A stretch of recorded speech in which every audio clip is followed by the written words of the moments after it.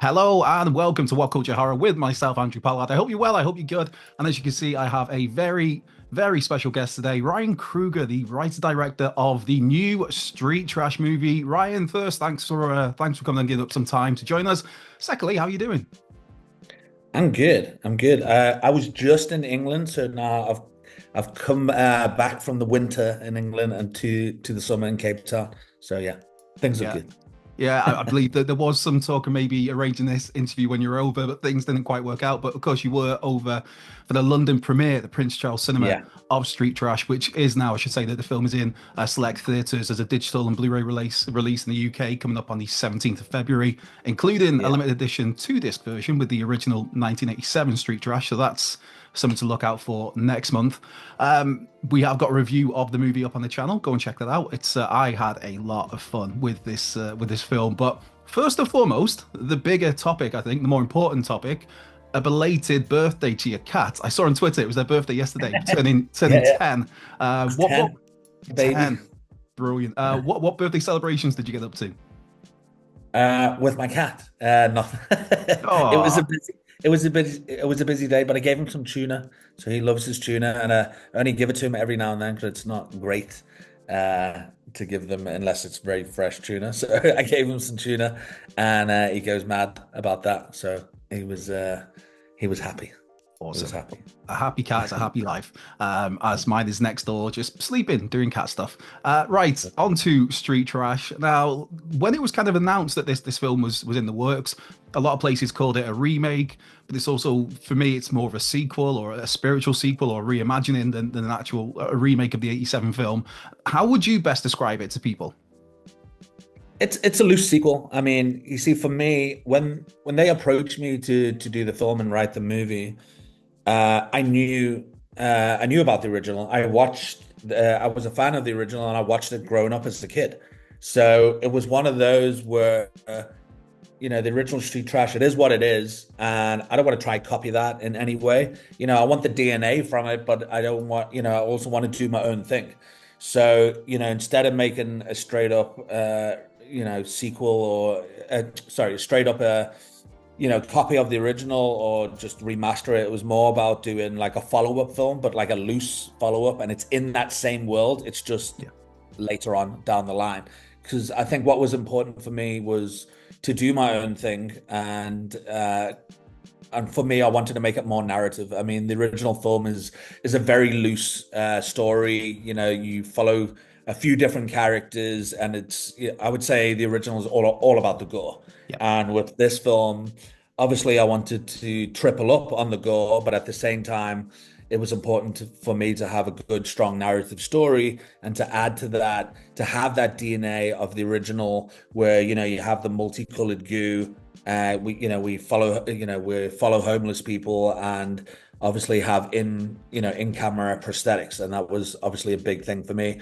So yeah, apart from the narrative and the prosthetics, it was having characters that you actually care for and you want to go on this journey with them. Yeah, I think that's you've nailed it there because in the original it is pretty much all about the ooey gooey melting scenes. That's kind of it. Yeah.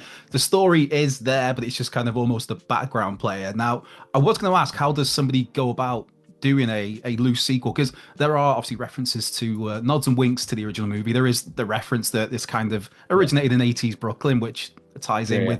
with the 87 movie. But I was going to ask, how does somebody go about doing a loose sequel to a film from so many years ago? But you mentioned there you were approached about it. So was there any trepidation when that comes your way?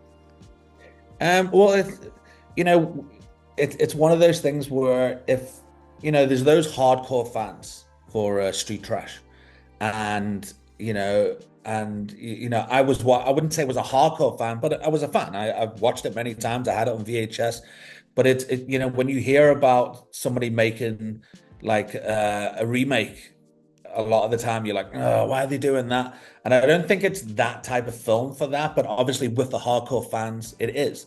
And the important thing again was you got to have the prosthetics. It can't be like all CGI or anything like that. It's got to be the 80s in-house, prosthetics.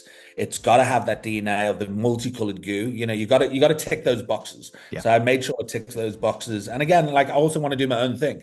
And we meant, like you said, we mentioned the first film in this film. So it was, yeah, it was really just about doing my thing of what I wanted to do, and again give respect and nods to the original. There is those things throughout the movie. If you're a fan, you'll pick them up.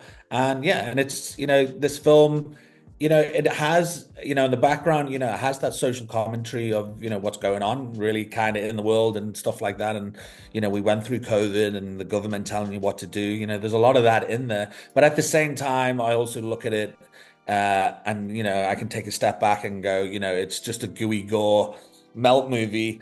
And it's fun. It's over the top. It's silly. It's meant to be silly. It's meant to be over the top. But I think there's a lot of heart in the movie. And you go on these journey. You go on this journey with these characters, and every character is different. In this gang, you've got the comic relief. You've got the weirdo. You've got the father of the gang. You've got the mother of the gang, and and that's the thing. It's important to care for these people, because when one of them dies, you feel it. And it has to. I always say, it doesn't matter if you're making a horror or a comedy or this or this. You still got to have that bit of heart, and characters matter. You really got to give the audience something, because I think in these type of movies, a lot of the time, story and acting is lost. You know what I mean? And it can be really, where you can watch a film and go, well, the acting was terrible, the effects were terrible, or the only thing that was good was the effects, or the only good thing was this or that. So I think it's important to tick those boxes again and have a good acting, good story, good character arcs, and have that prosthetic. And we shot the movie on 35 as well, Yeah. so I think that just added that flavor more, for the people, for the original. Just going back to, I mean, I was like making a film. I would say if John Hughes made a Melt movie, this would be this would be it. And it's just going back to basics and trying to make those films that I saw when I was a kid and really enjoyed it. And you can't take it too seriously. It's a fun, it's a fun Melt movie. I mean, yeah, if you go into a film like this, chin stroking seriousness, it's like it's not that type of movie. It's great for what it is. I did mention in my review about the thing that comes through is the heart of the film, but I also mentioned about how, for me, in recent memory, I can't think of a film that has such a perfect scene setting, opening scene. Like within those first 5 minutes, you know what this film is about. You know whether it's going to be for you or not for you. Yeah. I don't know if it's really a spoiler, because I'm sure the scene was out on the internet a while ago anyway, the scene, but it captures everything in a nutshell.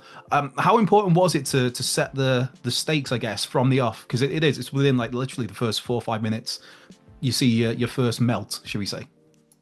Yeah, for me, it's always been that thing where to catch the audience's attention like straight away.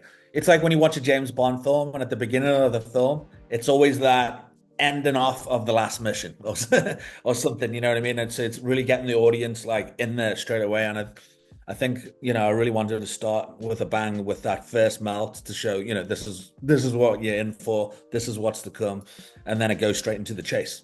So yeah, I think it's literally just setting up that world of what it is. And because I think the first opening scenes in the first quarter of the movie is just showing those characters, where they're coming from, who are these people, and then after that, then it's just fun, and then you can have fun with the movie. Yeah, you mentioned earlier as well about the stakes with characters that you get attached to, and it resonates, it strikes home when bad things happen to him. I mean, there was one in particular, I won't mention any spoilers, one particular character who I was very fond of, and it's like, oh, that's okay, right.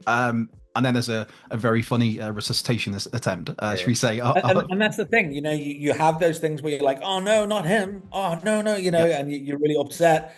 And then it goes from this serious moment, obviously then it twists into this comedy, but then it comes back to this serious moment again. And it's just, when you watch those like, horror comedies and those films that have horror, or even if you look at like Ghostbusters, when it's serious, it's serious. When it's comedy, or there's comedy in those serious moments, So yeah, I think Street Trash is a fun, entertaining movie. And I said this about Fried Barry. It's just one of those films where I think, people can watch it and can see that we had fun making this movie.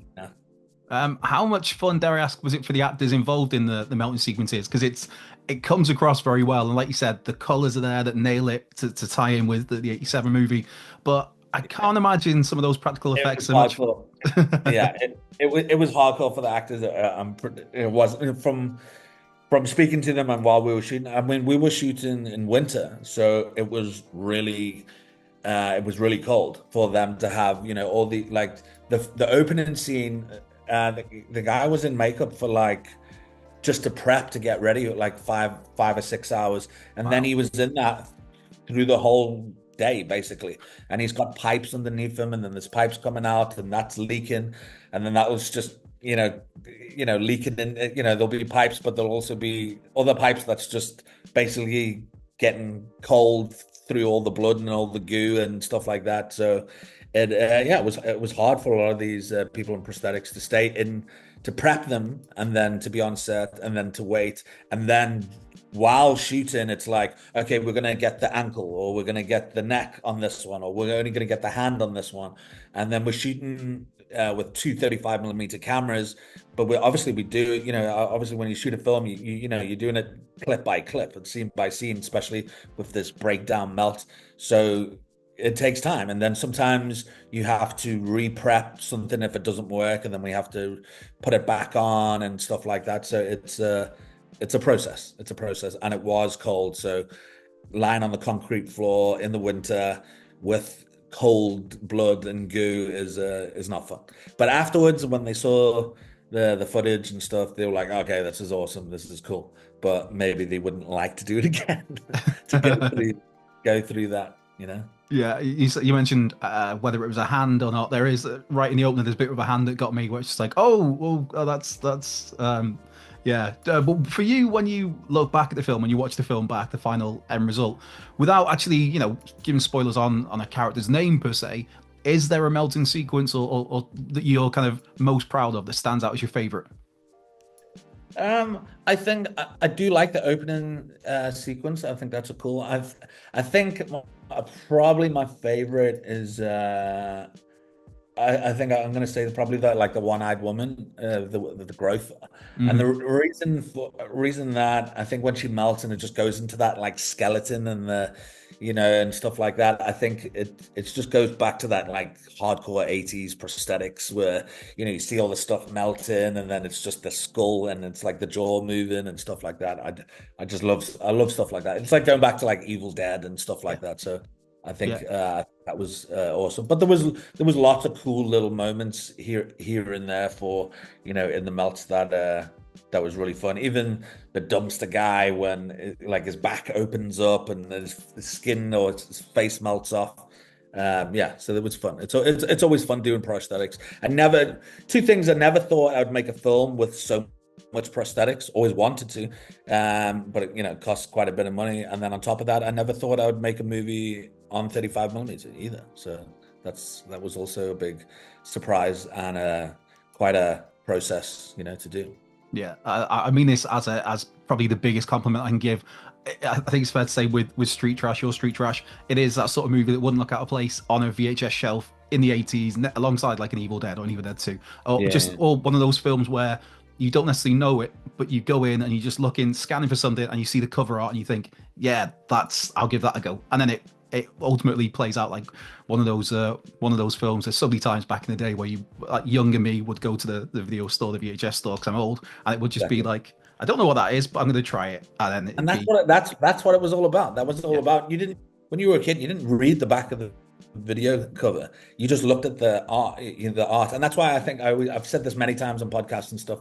But there's a major difference in going through Netflix or going through and looking at these things than being back in the day, going to the video shop and watching, checking these front covers. And you'd be in there, and I always say this, but it's so funny and it's so true, because it would literally be, my dad would say, "Hey, all right, we're gonna, it's a Friday night, it's a Saturday night, we're gonna go rent a video," and then my mum would stay at home because she knows we're going to be in there for like hours. yeah. So we go there and we're there for like however many hours. And my dad says, "Okay, one." And then my brother gets one, I get one, and then my dad gets one, and then and then we choose, and then sometimes my dad would say, "All right, you can get two," and then it was like, "This is amazing," and then we would be in there for like another hour, and then we would get it. But it was all, like you said, it was all based off the front cover of the movie. We like, "Oh, this looks awesome," or "This the artwork looks amazing." Let's watch this, and that's how I used to pick them. That's how I used to pick them. It was never about the story. It was about the poster art, which just looked awesome, whether it was like The Gate or like Nightmare on Elm Street, Yeah. or there's so many those epic front covers, Yeah, it was always kind of that you were taking a chance on it because, like you said, you wouldn't particularly read up on the story. It's just like, right, I like that, and sometimes that was the kind of, it's like Forrest Gump, life's like a box of chocolates, you don't know what you're gonna get, sort of thing. Where you Yeah, just yeah, you get home and it's like, this is either gonna be really good or it's gonna be a stinker. And so when yeah, I yeah. say that Street Trash would fit in there, I mean that as a compliment. I mean that Yeah, no, no, in a I get it, very I get it. a very good way. Now, for me, when I'm was watching it, there does seem there's a little smidge of, say, John Carpenter, especially towards the final act. There's a vibe, a feel of, say, classic trauma from back in the day, maybe even a bit of bizarre brilliance from Frank Henenlotter, that sort of vibe to it. Would you say they're fair assessments? I would say definitely John Carpenter. Yeah. I love John Carpenter, and there's you know what, in all my movies there's a lot of references for a lot of 70s or 80s movies, and in this there was John Carpenter, there was Warriors, there's a mixture of many like cool films, RoboCop and this and that, and there was a lot. There's a lot of Easter eggs in there. So I always put those in for. I mean, listen, there's no rules. You make a movie. I'm literally making whatever I want to make, and what I would enjoy, and what I think people around my age that used to like these movies when I was a kid, what would they would like. So, and obviously you want to open up to obviously a bigger audience, but it's, yeah, I guess I'm doing my style and working with a great crew and a great cast to bring, all this, all this to life. Yeah. Do you know if J. Michael Murrow, the director of the '87 film, do you know if him or anybody else involved in that production has seen this? Yeah, we had our we did have blessing off them, Mhm. so that was awesome. So they were in our corner the whole time, so which is really cool. So yeah, they were on our side, which was awesome, which was obviously a big thing. And again, it's like, again, I wanted to do my own thing. I didn't want to copy what they've done, and that was in the '80s. You want to leave it there. You want to let them do that, and it was just bringing it up to date in a sense of, so it wasn't just the bottle of booze. It was the government, trying to get rid of this homeless, and we had it in the gas form. We still had those drinks that the government was giving them out, the Viper and stuff. But yeah, it was about either the Viper drink or the Viper gas killing them off. So it was just updating it, but just keeping it in that world, as I said. And they mentioned the original movie in this film, with the gases, and they took that from those sites and used it to try and create this thing to kill the homeless. So yeah, it's really just broadening that story and just making it a more of a narrative, strong story, up to date.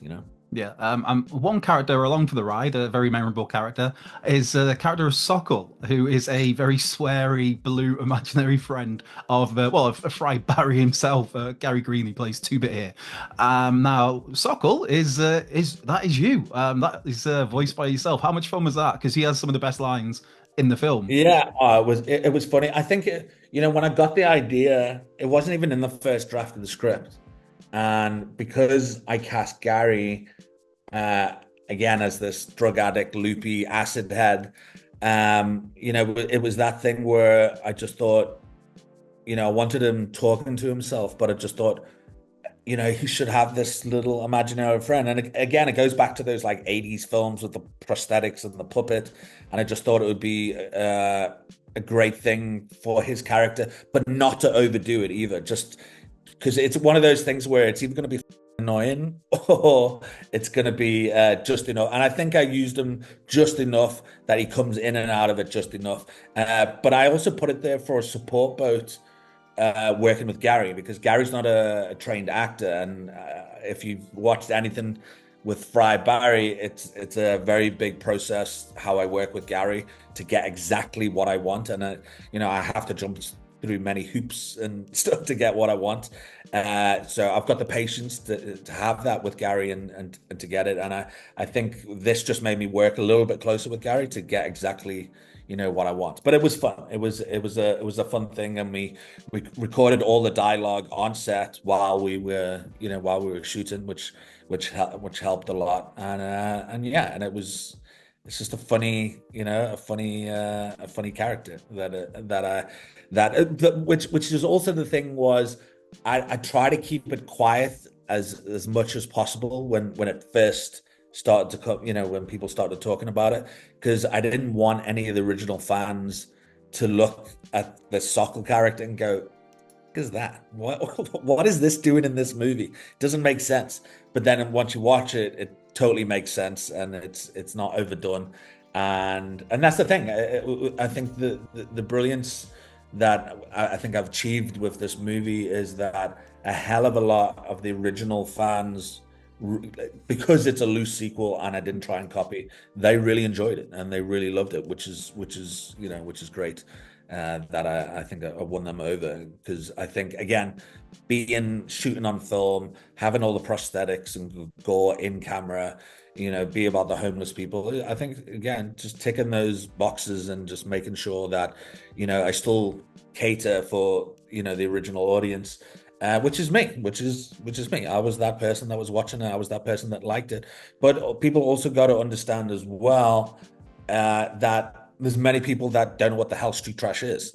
You know what I mean? It was a very, certain type of film back then. You know what I mean? So there's a lot of people that have no idea what the hell street trash was. So the cool thing, I think, is that a lot of people are watching this film that saw the original, and loved the original and really like this. And then there's a lot of people that haven't seen the original but now going to watch this, or there's a lot of people that are watching this that haven't seen Fry Barry and now going to check out Fry Barry. So I think it's a good circle, and just revisiting the original film or revisiting stuff what I've done. So I think it's that good circle that goes around to get a bigger audience and people watching. And again, I think any film from the 80s and is 100% worth a watch. There's many people that don't watch, or if people don't advertise it or people don't go look for it, you'll never know about it. I mean, if you look at, I always say, if you look at a lot of these platforms, there's many movies from the 80s that they don't even have it on there, or they don't even advertise it, and a lot of people won't go digging for it unless their brother or their dad have told them to go look for it. So it's always good that people watch these movies that we grew up on, because it's actually a big part of cinema. And I think there's more bad films now than ever, because there's too much content. There's way too much content now, and the amount of times I watch something and then end up switching it off because it's just too. Yeah, it's just crap. So I find myself either going back to films I've watched 100 times and I know it's good. Like every time I watch Total Recall and I put it on, I'm like, oh, this is gonna be good, and it's like that. So there is good stuff obviously getting made, but it's very far in between, I think. Yeah, I mean, speaking as somebody who is a fan of the '87 Street Trash, I think this one, it works really well if you just look at it as a loose sequel. It works really well if you just have it as a standalone film, and like you mentioned there, if that's somebody going into this with fresh eyes, and that does open up like, oh, there was an original of this, let's check that out. I have to ask as well, so I just keep an eye on the time, but we'll get this wrapped up. But if there was any other '80s favorites you could get your hands on as maybe a spiritual sequel, a loose sequel, a follow-up, I don't know, anything that comes to mind. In my head I've got like a Microwave Massacre, Slaughter High, Society, those sort of anything that jumps out Society would be a good one. I would 100% do Society. Society is I remember watching that for the first time and I was like, what is this? I think that's a cool one. Yeah, Society is a good one. Yeah, so we could see you bringing some shunts into screen soon. Who knows? Who knows what's in the future? I believe, speaking of future, you're working on a production. Is it Gums? I see. Anything you can tell us about that? There's a few films in that are in talks right now. There's about five different things that I'm looking at right now, but none of them are 100% like there yet. But Yeah. there's a few talks. There is there is yeah, I'm just trying to think if we should say it or not. Well, there's a few things that's in the works. I'm just waiting for the go ahead, and I really want to do them all. So, but it all depends which one pops up first. Besides that, there is a film that I've been shooting for the past I don't know, like 9, 10 months, and it's another film with Gary Green. Very different from Street Trash, very different from Fried Barry. But it's like I guess it like a loose, like a thriller, a bit of a thriller horror about a wannabe actor, bit of a weirdo, Gary Green, and he ends up going like full method and starting to kill people. But so I've literally got one more day of shooting of that film. But it's a black and white, very art house film. It's very different to Fry Bar and Street Trash, but it's cool. I'm excited about it. It's one of those where when I did Fry Barry, there was that space in between before I did Street Trash. And as a filmmaker, you never know when you're going to make the next film. You never know when it's I always say it's literally a miracle that any film ever even gets made. Even when I was approached for Street Trash, it didn't happen for over a year. So you literally never know. So it's one of those where in between, I think I'll always do a budget movie and then an indie movie and then a budget movie and then an indie movie. Otherwise, I'll also just go mad waiting in between and doing stuff. But it's cool. I love independent films. I love independent cinema, and it's you can get really creative. And this film that I'm doing with Gary now is, again, it's a black and white art house film. It's not trying to be this or this or that. It is what it is, and it's gritty and it's super low budget but gritty, and that's what it's meant to be. Right, that's something to keep an eye out. So, how can people keep up with what you're working on? Any socials you want to throw out there? Yeah, on Instagram, a Ryan Kruger thing. Same on Twitter and on Facebook, a Ryan Kruger thing will be there, and ryankruger.tv. Yeah, so check it out, and yeah, check out Street Trash. Let me know. It is, I think it's a fun movie to watch with a group of people.